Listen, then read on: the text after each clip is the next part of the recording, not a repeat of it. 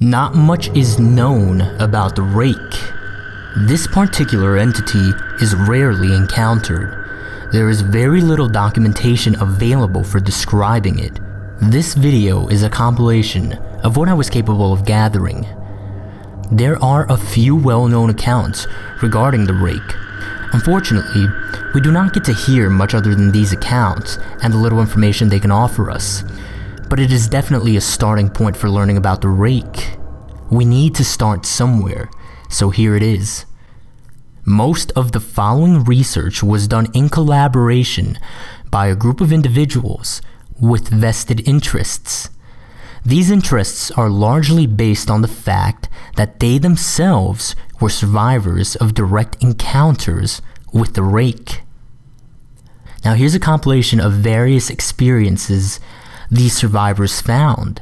The first is from a mariner's log, and it is dated 1691. It says, "He came to me in my sleep. From the foot of my bed I felt a sensation. He took everything. We must return to England. We shall not return here again at the request of the rake." Now this implies some sort of communication between the rake and the mariner, and that the rake somehow convinced or maybe even forced the mariner out of wherever he was and to return to England. The next is a journal entry, and it's actually translated from Spanish. It's dated 1880. It says, "I have experienced the greatest terror. I have experienced the greatest terror. I have experienced the greatest terror. I see his eyes when I close mine. They are hollow, black. They saw me and pierced me. His wet hand. I will not sleep. His voice," and then the rest of the text was unintelligible. Now, another account they found was actually from a suicide note, which was dated 1964. This note said, "As I prepare to take my life, I feel it necessary to assuage any guilt or pain I have introduced through this act. It is not the fault of anyone other than him, for once I awoke and felt his presence, and once I awoke and saw his form, and once again I awoke and heard his voice and looked into his eyes. I cannot sleep without fear of what I might next awake to experience. I cannot ever wake. Goodbye." Now, this note was found in a wooden box. Found in the same wooden box were 2 empty envelopes addressed to William and Rose. There was also 1 loose personal letter with no envelope. This letter said, "Dearest Linny, I have prayed for you. He spoke your name." Finally, here's the main account from one of the actual survivors, one of the actual researchers who compiled the various experiences. This account is from a direct witness. It is from 2006. 3 years ago, I had just returned from a trip from Niagara Falls with my family for the 4th of July. We were all very exhausted after a long day of driving, so my husband and I put the kids right to bed and called it a night. At about 4 a.m., I woke up thinking my husband had gotten up to use the restroom. I used the moment to steal back the sheets, only to wake him in the process. I apologized and told him I thought he got out of bed. When he turned to face me, he gasped and pulled his feet up from the end of the bed so quickly, his knee almost knocked me out of the bed. He then grabbed me and said nothing. After adjusting to the dark for a half second, I was able to see what caused the strange reaction. At the foot of the bed, sitting and facing away from us, there was what appeared to be a naked man, or a large hairless dog of some sort. Its body position was disturbing and unnatural, as if it had been hit by a car or something. For some reason, I was not instantly frightened by it, but more concerned as to its condition. At this point, I was somewhat under the assumption that we were supposed to help him. My husband was peering over his arm and knee, tucked into the fetal position, occasionally glancing at me before returning to the creature. In a flurry of motion, the creature scrambled around the side of the bed and then crawled quickly in a flailing sort of motion right along the bed until it was less than a foot from my husband's face. The creature was completely silent for about 30 seconds, or probably closer to 5. It just seemed like a while. And it was just looking at my husband.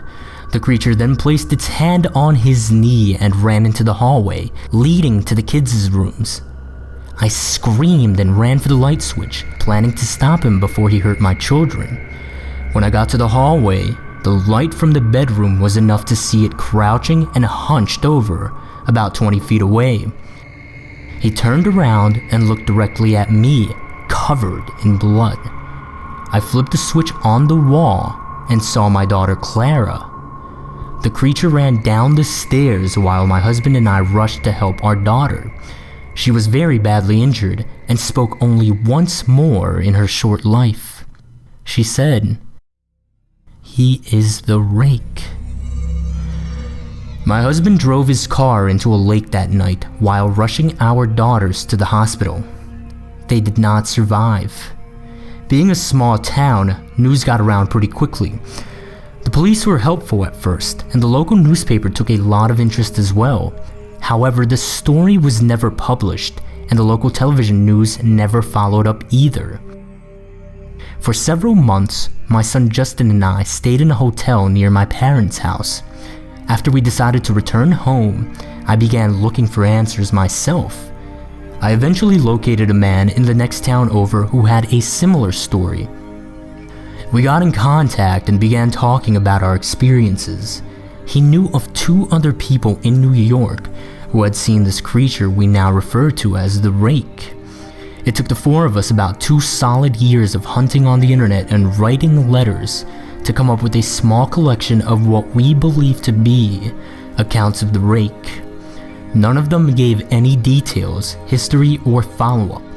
One journal had an entry involving the creature in its first 3 pages, and never mentioned it again.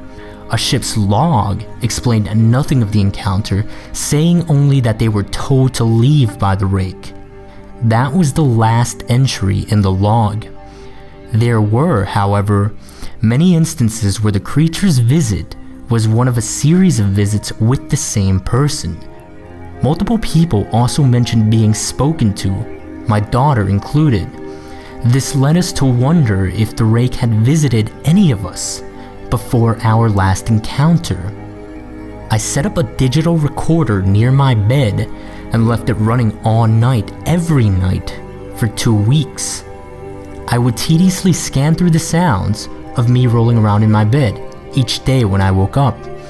By the end of the 2nd week, I was quite used to the occasional sound of sleeping while blurring through the recording at 8 times the normal speed. Even so, this still took almost an hour every day. On the first day of the 3rd week, I thought I heard something different. What I found was a shrill voice. It was the rake. I can't listen to it long enough to even begin to transcribe it. I haven't let anyone listen to it yet. All I know is that I've heard it before, and I now believe that it spoke when it was sitting in front of my husband. I don't remember hearing anything at the time, but for some reason, the voice on the recorder immediately brings me back to that moment. The thoughts that must have gone through my daughter's head make me very upset. I have not seen the rake since he ruined my life, but I know that he has been in my room while I slept. I know and fear that one night I'll wake up to see him staring at me.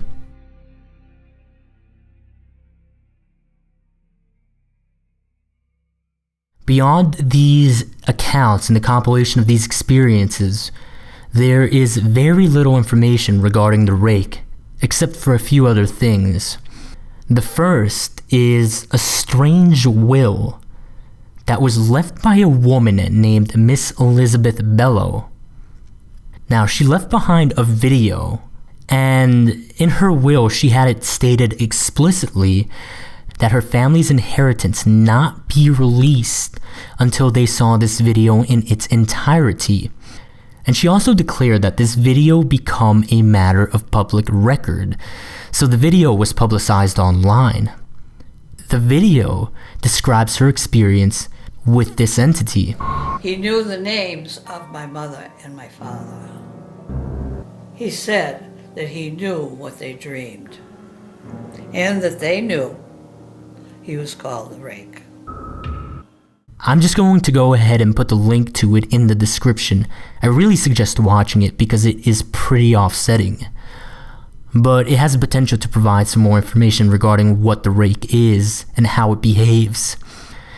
On a disturbing note, as of October 28th, 2011, which is the time her entire family first viewed this video, 5 of Miss Bellow's relatives have passed away. There is one more potential connection to consider. The rake may have some sort of connection to the Slender Man, or the Slender Man may have some sort of connection to the rake.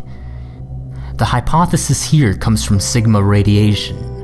Sigma radiation is a strange energy signature that was found in the bloodstream of victims of the rake. This very same energy signature was found in a cloth left behind at the scene of one of Slender Man's victims. This energy signature has never in history been encountered before. In fact, radiation might be a misnomer because it isn't radiation as we know it. The people who labeled it simply needed to give this energy signature a label, so they called it Sigma radiation. Beyond this, there is not much known about this relationship or this connection between the Slender Man and the rake. But it is definitely something that needs to be kept in mind and probably will need further research and investigation. So as you can see, we currently have very little to go on. The connections to Slender Man seem to be the most recent data gathered about the rake. Perhaps further investigation into this relationship will yield useful information. However, anyone doing any such investigation should remain cautious. We do not know exactly how or why these beings behave the way that they do, but if we seek to prevent further dangers and prevent further victimization, then we must push forward in our exploration of this phenomenon.